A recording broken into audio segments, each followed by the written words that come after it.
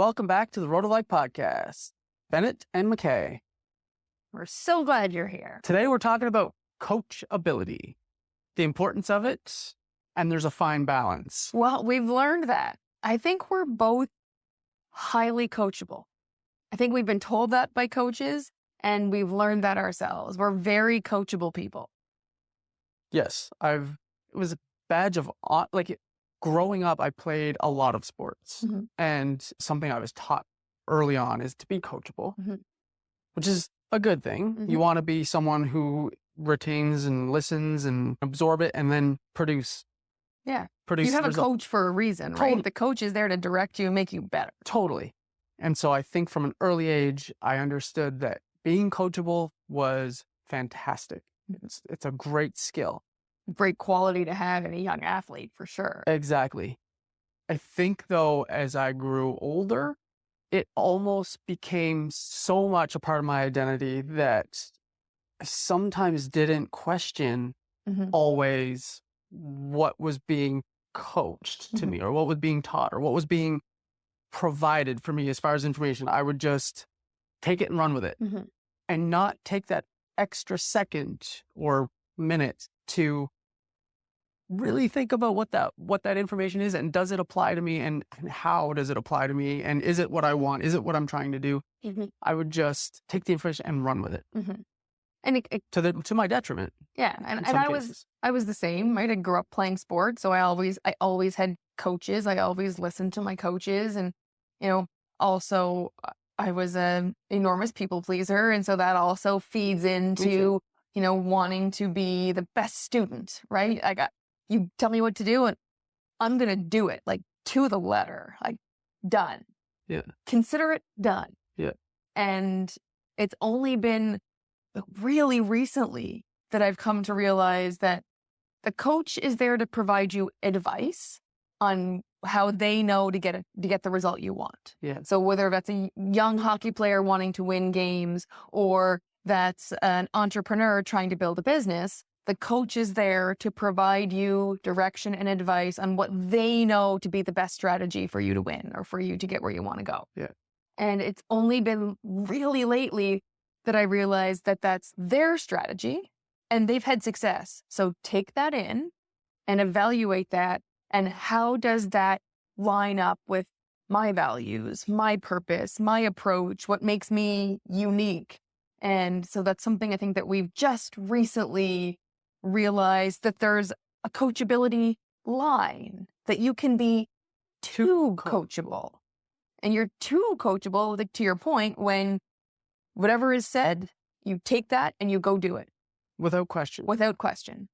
I think the important piece that we missed for a while was the question, like that little internal assessment. Does this make sense to me? Yeah. Given my experiences growing up in sports, when we went out into entrepreneurship, hired coaches, and were given this information, my default was, okay, they say, go do this, I go do this. Yeah. And it got us into some trouble sometimes. It got us, like, we started that business. We've talked about it on several episodes, that we started a business, with the advice of a coach, and it did not go well. It was not for us. That was his game plan. That was his. It worked really well for him at a different time, in a different place, for a different person. And for us, that just wasn't. And then, we got into that and we were miserable. We got unhappy. into it because we got into it because we didn't take the time to say, does this make sense for us as who we are as individuals? Does it make sense for where we are? Do the numbers make sense? We didn't do that sort of critical self-evaluation. It was input, immediate output. Yeah. And it got us into some trouble. But it set us back. Like, it actually ended up taking us longer to get where we wanted to go because we were too coachable. We were listening to advice that wasn't for us. Well-meaning. For sure. No question. Sure. Well-meaning, but we didn't participate in our own game planning. In our own experience. We sort of opted out of part of it. Well, it was like we took their yellow binder and started to just do it. Yeah. We opted out a little bit of some of our responsibility, and it got us into a little bit of trouble. So it's weird for, a couple coaches to say to someone, don't be so coachable. But there's the sweet spot. There's the not coachable enough. Not coachable is not going to work. Then there's the sweet spot of perfect coachability. Take it, internalize it, evaluate it for you, and then execute on what Makes sense. lands for you. Yeah. And then there's the too coachable. Question nothing, do everything. Yeah, that was us. Yeah. and it gets you into trouble for a different reason than the other side. So I think there's that sweet spot in the middle that It kind of reminds me of back in our corporate life. We worked in health and safety, both of us. And one of the inputs to health and safety, one of the advisors to health and safety was legal. In both of our jobs, we worked a lot with the legal team. Their job, in theory, was to provide advice that our department would then take into account and decide what they were going to do. Ultimately, we were accountable. The department was accountable to make their own decisions and take whatever actions they deemed necessary. However, we treated legal more like the decision makers. Whatever they said, we did. And that it was the same thing for us with coaching. Whatever coaches said, we did. We didn't take a step back, just like EHS didn't take a step back and say, this is one input. Let's evaluate that with everything else that's going on. They didn't do that. Whatever legal said, went. And with us, whatever the coach said, went. We did not take a minute and evaluate. And it got us into trouble a second time. Well, it got us into trouble several times. But the other time... That's another important lesson. I think that is the universe will seek to teach you the same lesson over and over and over until you get it. And so we finally did eventually get it, but we had to learn to see it. Yeah. The time that we finally learned it, I guess, is fairly recently.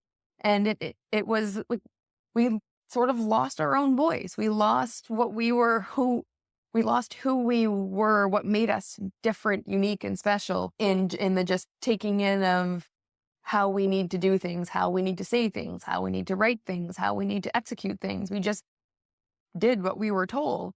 And we lost a little bit of what made us us in that process. Yeah, totally. And so, yeah, I think it's probably weird for two coaches to tell people, don't be so coachable. Don't be so coachable. I guess where I'm going, what we're saying is we want you to participate in your own adventure. We've said it before, life is a choose your own adventure.